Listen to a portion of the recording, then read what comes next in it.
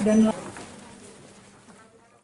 Dalam kunjungannya, Kapolda Sumsel memberikan semangat kepada pihak keluarga pasien COVID-19 yang lagi menjalani isolasi mandiri, serta Kapolda pun memberikan bantuan kepada pihak keluarga. Dijelaskan oleh Irjen Pol Eko Indra Heri, kawasan sosial sendiri termasuk tinggi penyebaran COVID-19. Oleh karenanya, pihaknya selalu bekerja sama dengan TNI dan pemerintah untuk mempercepat penanganan COVID-19 di Kota Palembang.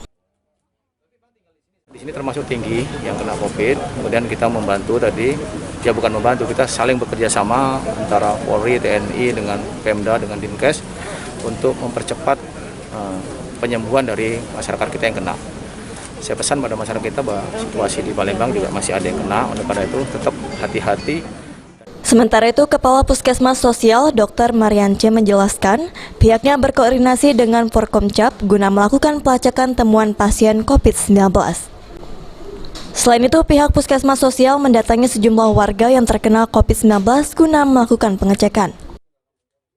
Tetap bekerja sama ya, berkoordinasi dengan Forkomcap mulai dari kecamatan, kemudian kelurahan, dinas kesehatan, dinas kesehatan kota, kemudian para staf puskesmas sosial bekerja sama.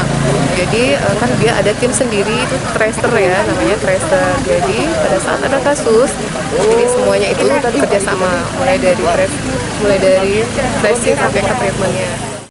Sampai sejauh ini jumlah pasien COVID-19 di kawasan Puskesmas Sosial ada sebanyak 118 orang dan yang masih aktif 31 orang yang saat ini masih menjalani isolasi mandiri.